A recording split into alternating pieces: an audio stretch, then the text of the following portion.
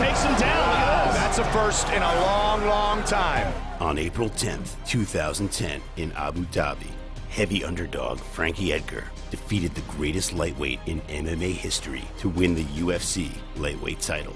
And new UFC lightweight champion of the world,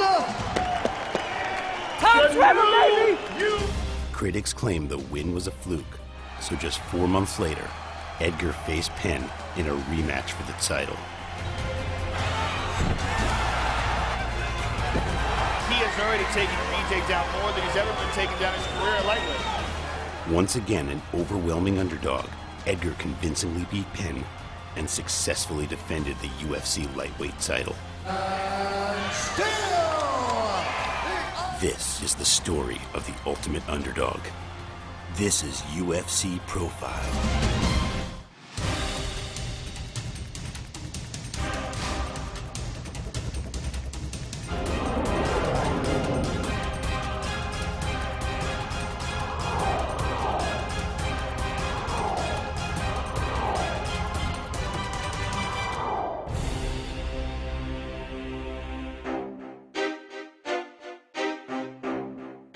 Wrestling in New Jersey is one of the major sports played in this state.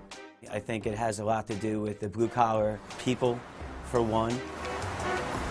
One of the toughest states in the country, and Jersey Shore specifically is known to have really, really good wrestlers. Region 6 alone has 4 guys in the UFC that wrestled in Region 6, and that's from the Jersey Shore area.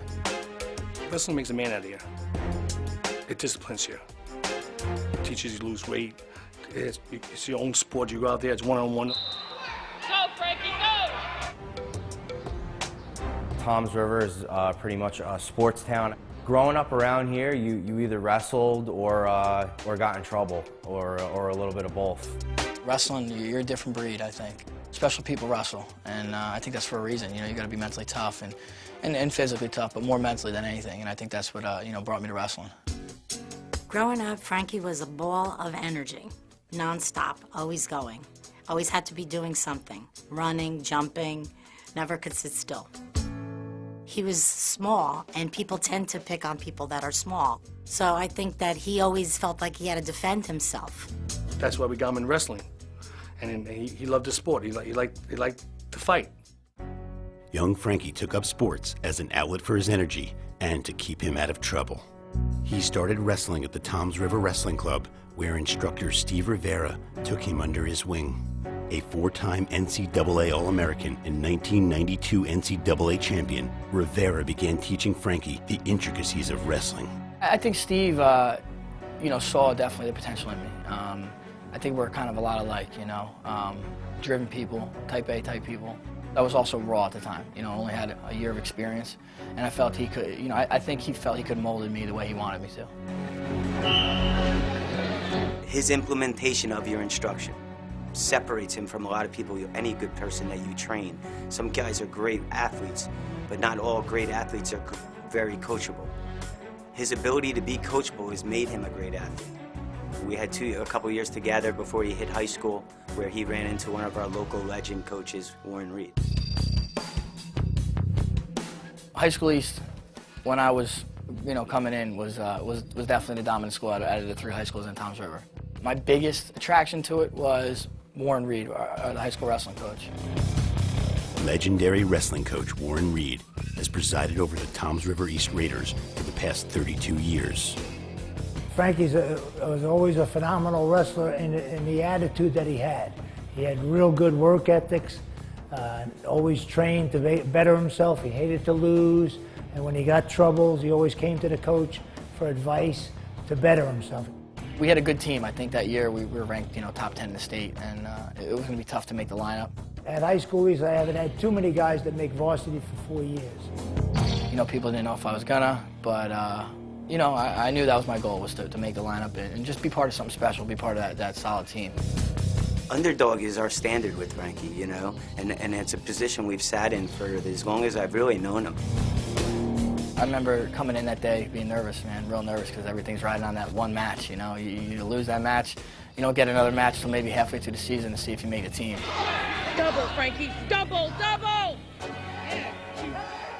for me to win, it was great. So to fill into the lineup as a freshman, which Frankie did, and do that is a hard accomplishment. I never doubted myself, but I definitely was a realist, you know. So I knew it was going to be tough. But, you know, looking back now, I'm like, wow, why didn't I think I was going to get it, you know? But I think that's what drove me to work hard, you know, and to push every day. Frankie always wanted to be the best at what he did, and he was always, like, trying to be the best and would do whatever it took for him to be the best. So during wrestling season, he would never go out. If we had parties to go to or whatever, he would never go if it was wrestling season. He was always very dedicated, at home, cutting weight, sleeping early, whatever he had to do to be at practice that next day, 100%. I only lost one match my junior year, and I came in as a senior, and the kid that beat me was still in my weight class, and you know the whole talk was we're going to meet again in the finals. I make it to the state tournament. I haven't lost a match. I haven't really even had a close match. I pretty much dominated everybody throughout the year. And I semifinals wrestle this kid, Mike Booth. Trying to reverse Edgar. He ends up beating me like by a point or two in the semis. Making the score 10-7. We lost that on a hand grip, and I can still visualize that hand grip and that 1 second there of how we didn't let go of that grip that cost us that match. I remember coming into high school saying I want to be a two-time state champ. You know, I always set high goals because, you know, why not? Took second my junior year. I'm like, all right, I'm close, I'm there. And then I was like, I'm definitely going to win it my senior year. And senior year, didn't happen. I ended up taking 5th. And that was just tough to deal with. Frankie, no! Damn it! For me, because I'm so competitive, like when I lose, like I'd automatically be like, I can't do this anymore. I can't handle losing, you know? That's part of getting mentally tough and dealing with it, you know? I know it took me a long time, maybe till after college. Like if I lost in the middle of a tournament, a lot of times I couldn't bounce back. I was just, my head wasn't in it. It'd be so hard for me to bounce back. And I think that's held me back in my career. You know, I tell some of my wrestlers now and some little guys that I coach, like, if you could bounce back now, that's gonna only help you in the long run. You know, for me, I couldn't do that. That's why I'm glad we only fight one time a night. You know, so win, lose, or draw, you know, I'm all right.